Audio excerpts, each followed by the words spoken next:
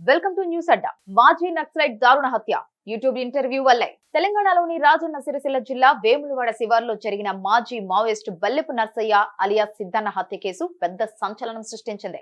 గతంలో నక్సలైట్ ఉద్యమంలో కీలక పాత్ర పోషించిన వ్యక్తి దశాబ్దాల తర్వాత సాధారణ జీవితం గడుపుతున్న సమయంలో పాత ఘటన మళ్లీ వెలుగులోకి రావడంతో జరిగిన ఈ హత్య సర్వత్రా చర్చనీయాంశంగా మారింది. అయితే ఈ హత్య వెనుక కారణం ఇటీవల యూట్యూబ్ లో ఆయన ఇచ్చిన ఇంటర్వ్యూ అని పోలీసులు తేల్చారు. దీంతో ఈ వ్యవహారం హాట్ టాపిక్ గా మారింది. కాగా ఇటీవల ఓ యూట్యూబ్ ఛానల్ కి ఇచ్చిన ఇంటర్వ్యూలో సిద్దన్న తన మావోయిస్టు కాలంలో జరిగిన కొన్ని కీలక సంఘటనలను వెల్లడించారు. ముఖ్యంగా జగిత్యాల జిల్లాకు చెందిన ఒక వ్యక్తిని తానే హత్య చేశానని చెప్పడం పెద్ద వివాదంగా మారింది. అయితే ఈ వీడియోను చనిపోయిన వ్యక్తి కొడుకు సంతోష్ చూసి తీవ్ర మనస్తాపానికి గురయ్యాడు.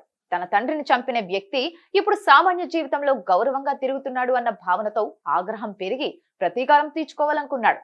ఈ క్రమంలోనే సంతోష్ సిద్దన్నను చంపేందుకు పక్కా ప్లాన్ వేశాడు. అందులో భాగంగానే సిద్దన్నను సంప్రదించి అభిమానిని అంటూ నమ్మకం సంపాదించుకున్నాడు.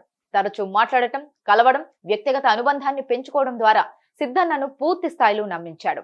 తరువాత అనుకూలమైన సమయం చూసి అగ్రహారం గుట్టలకు తీసుకెళ్లాడు. అక్కడ అకస్మాత్తుగా దాడి చేసి రాళ్లతో కొట్టి అతన్ని హతమార్చాడు. హత్య చేసిన వెంటనే సంతోష్ పోలీసుల వద్దకు వెళ్లి లొంగిపోయాడు. ఈ లొంగిపోయిన సమయంలోనే అసలు విషయం బయట పెట్టడంతో అందరూ షాక్ అవుతున్నారు. సిద్దన్న గతంలో పీపుల్స్ వార్ పార్టీలో దశాబ్దం పాటు పనిచేసి అనేక ఆపరేషన్లలో పాల్గొన్నారు.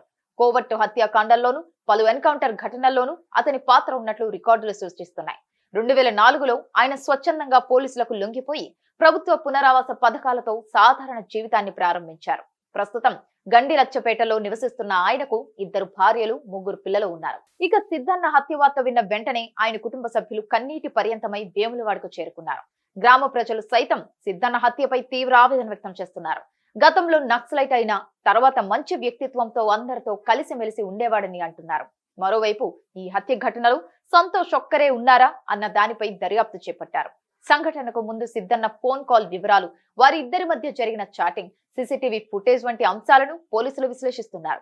మావోయిస్టు ఉద్యమ కాలంలో జరిగిన ఒక ఘటన, అప్పటి పరిస్థితుల్లో తీసుకున్న ఒక నిర్ణయం దశాబ్దాల తర్వాత ఇప్పుడు మళ్లీ అతని ప్రాణం పోగొట్టుకోవడానికి కారణమైందని వాపోతున్నారు.